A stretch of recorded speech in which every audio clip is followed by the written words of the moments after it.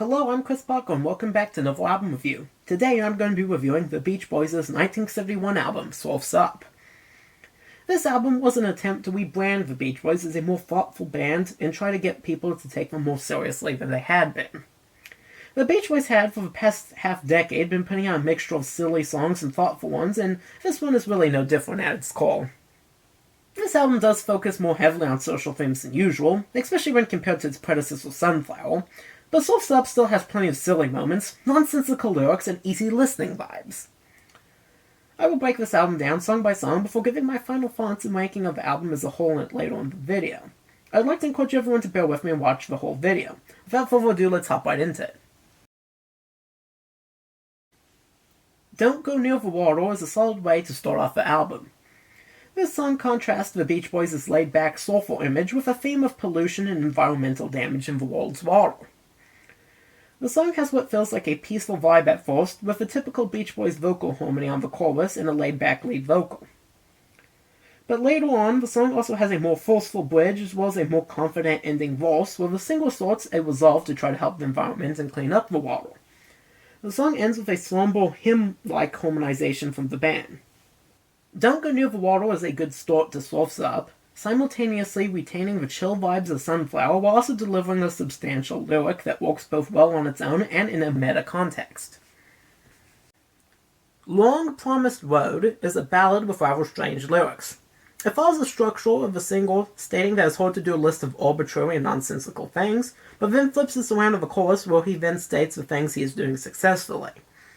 This song is seemingly a feel-good, life-affirming song, despite the lyrics being quite silly at times.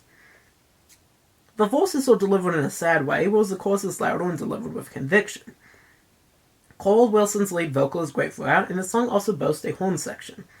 Later in the song, there's also a prominent synth part that feels quite ahead of its time, almost like it belongs in a modern dance club song.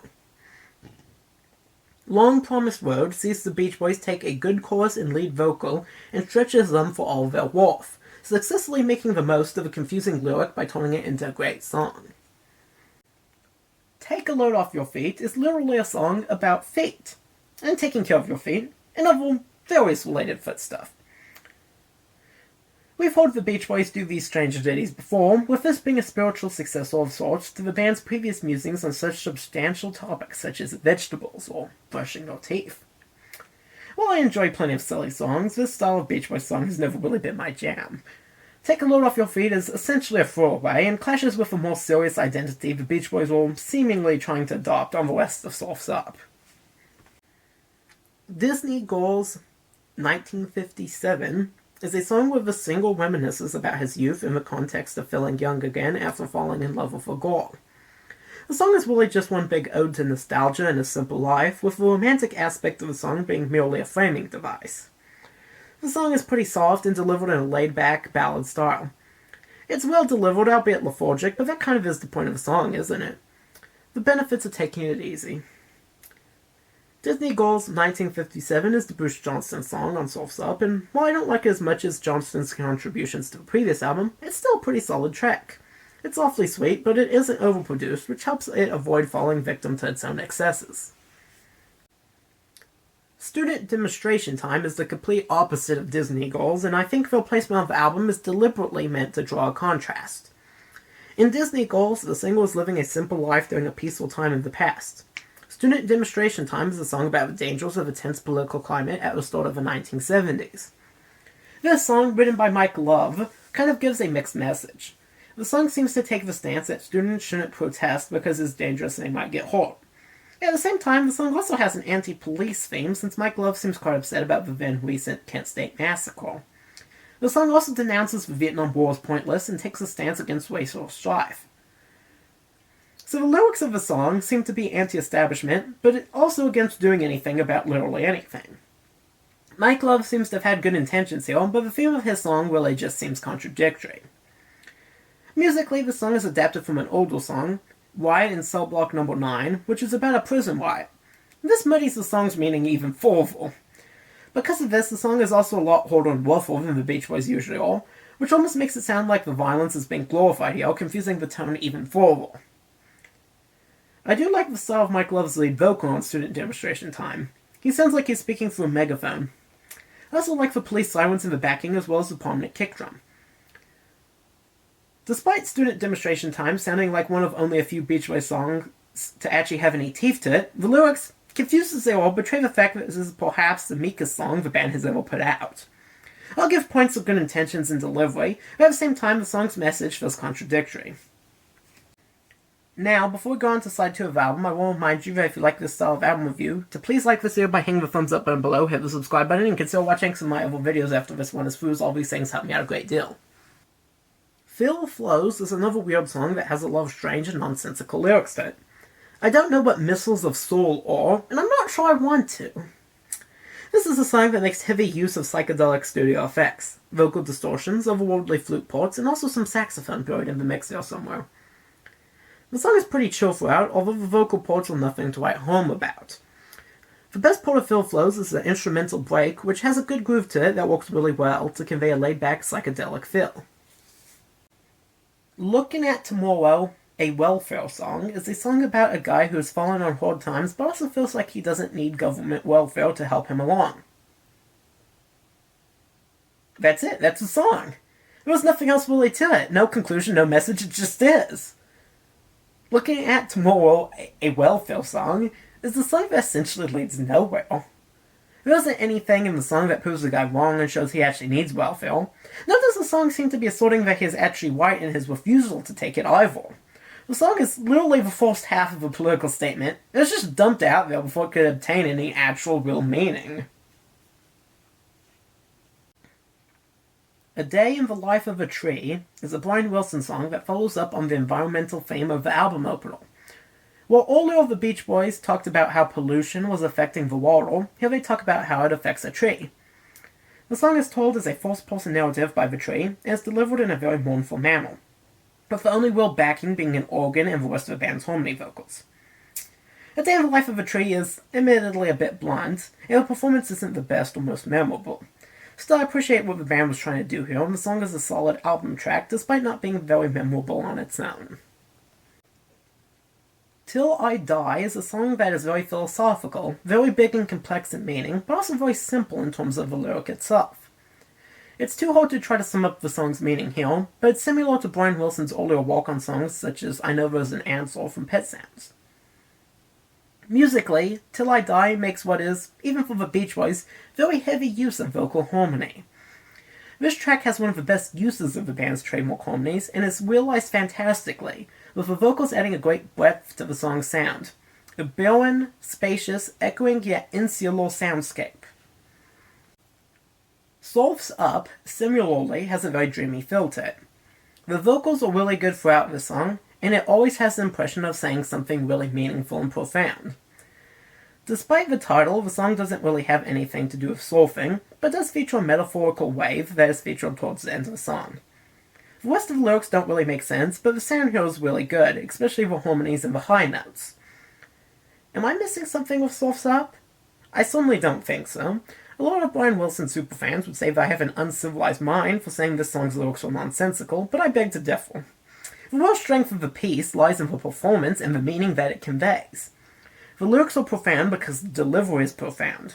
If these lyrics were printed in a book, no one would give a Of course, I do realize the irony of saying this about Surf's Up when I was just going on a minute ago about how profound Till I Die is.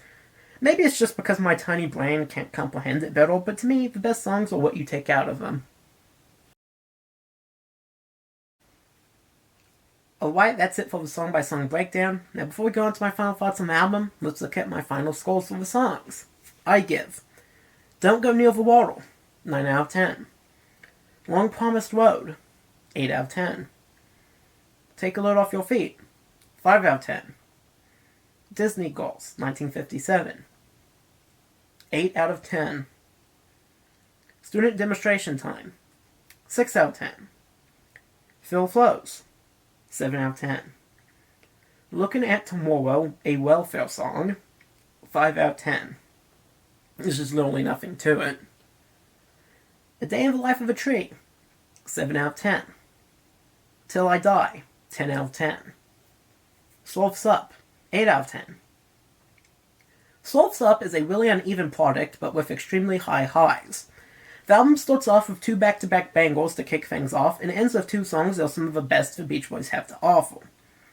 These songs see the band stray even closer to folk than ever before, taking on a thoughtful and self-aware persona that works very well with their rich musical style.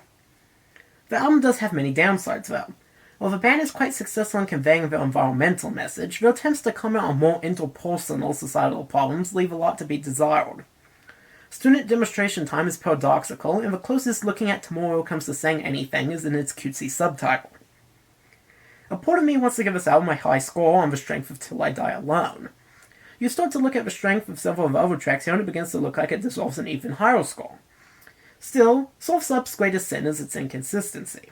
Gone is the consistency of the previous album. Here we have a fantastic beginning and end, moored by a rather dull middle.